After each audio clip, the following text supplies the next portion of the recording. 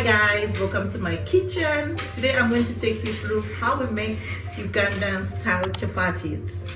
Ugandan style chapatis are actually different from any other chapatis eaten elsewhere, and I'm going to show you how I make them. Mine are multi-layered, soft and very delicious. Without further ado, let's get right into this recipe.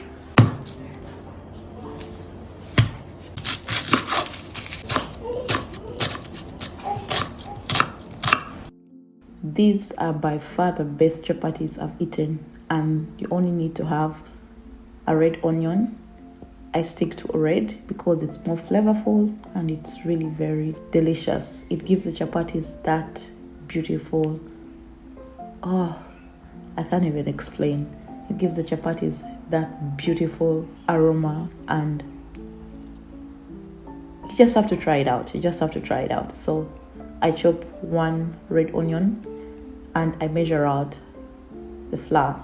For the flour, I use 3 cups of all-purpose flour or plain flour, depending on where you are.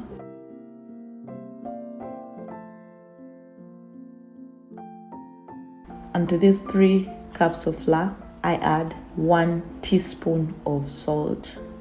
If you exceed 1 teaspoon, what's going to happen? Your chapatis are going to be very salty, and you don't want to be very salty. You want them to have a hint of salt, but not too salty. So I also add 1 cup of water. This water has to be lukewarm. Lukewarm water makes the best chapatis. If you understand how gluten works, gluten is broken down by heat. So you have to make sure the water is warm so that the gluten is broken down and the chapati becomes soft. I'm bringing in some science because I'm a scientist. So I mix everything together and I knead the dough. When you put the salt, make sure you mix the salt very well so that it doesn't really stick to one side of the chapati. You want the salt to be distributed very well in the chapatis. I usually use one hand to make the chapatis, but this time I don't know why I decided to use 2 hands. So you knead the dough, and in this process of kneading, you have to make sure that the dough is not breaking. Knead until the dough is not breaking. The reason why we use warm water is because the water is going to help the chapatis soften, and it's going to break down that gluten. When that gluten is broken down, the chapatis are going to become soft and the dough will not be breaking. I'm showing you that the dough is breaking, so I have to continue kneading the dough until the dough is not breaking.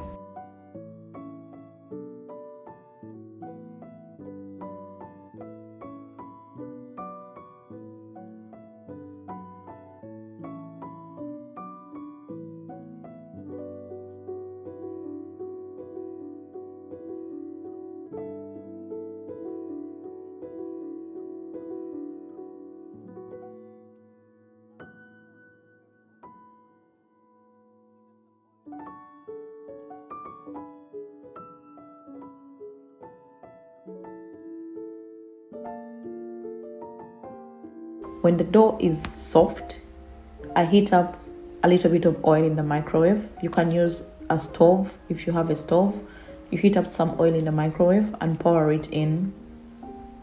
I usually eyeball it and it's like 1 tablespoon. I don't pour a lot. You just have to pour a little bit of oil just to make sure the chapati is getting softer, and also to make sure that the dough is really worked to its maximum.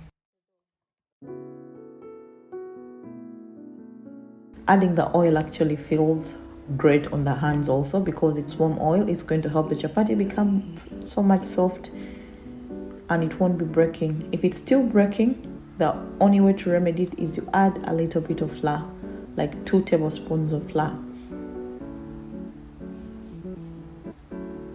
This kneading process, what you're aiming at, you have to make sure that the dough is not breaking and it's also not sticking on your hands.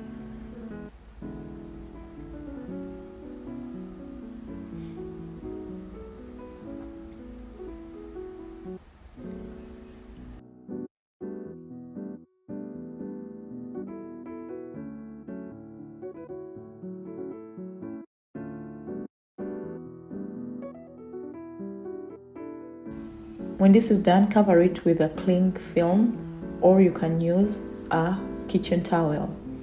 I use a cling film and I left the dough for at least 30 minutes. Sometimes when I make these chapatis, what I do is that I make the dough, then I go do something else, probably take my kids out for a walk or do something else. By the time I come back, the dough is ready for me to knead, roll out, and make the chapatis. Ideally, 10 to 30 minutes is enough time for the dough to rest and for it to really be very soft. Do not skip the leaving of the dough. Make sure you leave the dough to rest before you make your chapatis. The time is done, so it's the most interesting part I'll enjoy. I enjoy rolling out the chapatis. There are different ways of rolling out the chapatis, but what I enjoy is I roll it out into one big chapati, just to a thin layer, not really so small.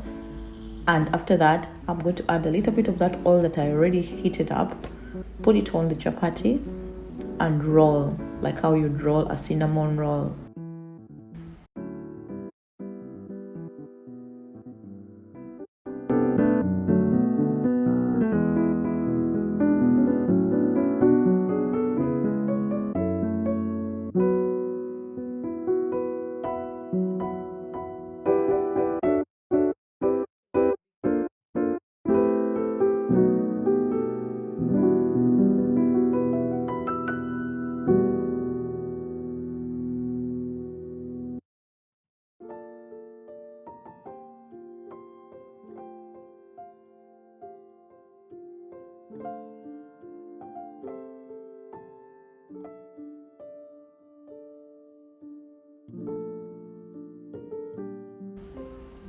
I use my cooking brush to brush out that oil.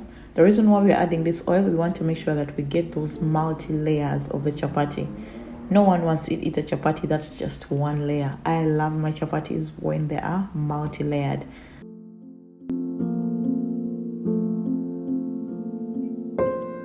So after adding this oil, I'm going to roll them out and I'm going to show you the technique I use. Actually, I got this from Swahili Foods.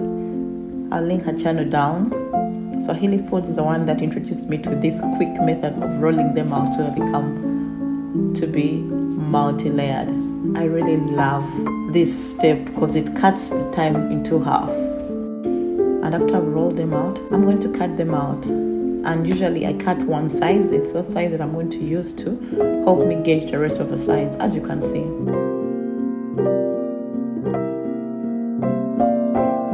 So to roll them, to make them into balls, I pinch the corners, then I tuck them inside. Flip the roll and tuck in the corners as I'm showing you.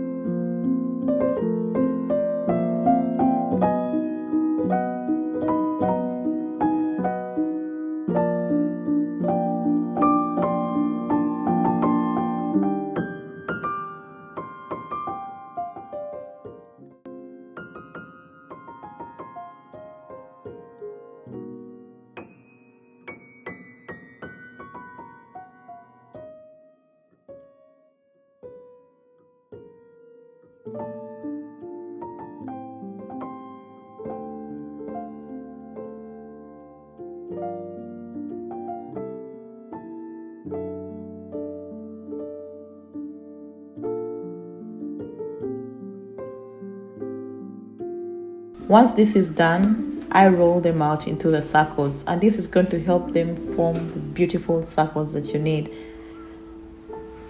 With rolling into circles, what you do, you roll one side, then flip, roll the other, then flip, roll the third. That's what you do until you get to a thinness that you would love to fry. You roll, flip the chapati, then roll the next side, flip the chapati. That way, you end up getting the beautiful circles.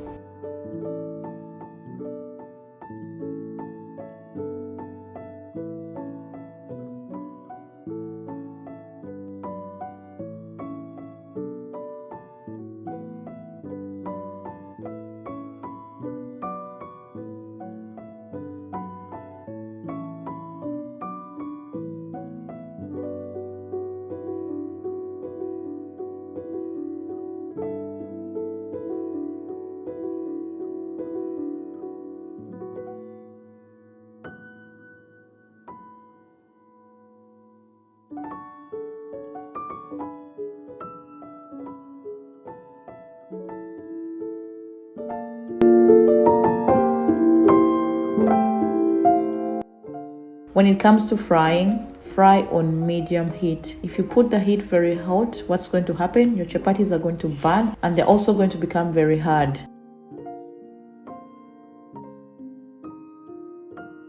So make sure you fry them at a very low to medium heat. The low to medium heat is not going to heat up the oil so much, so they won't really dry out. And it's going to make sure the chapatis come out to be soft and very, very, very tasty.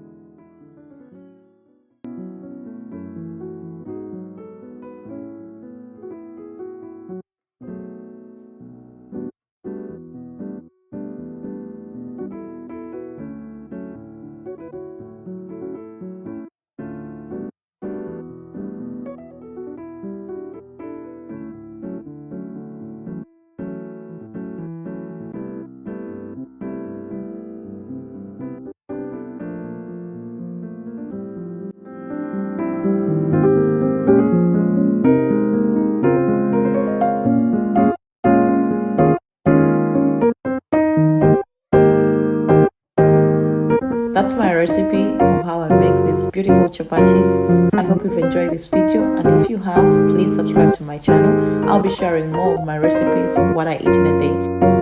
And catch you in the next video. Thank you so much for watching.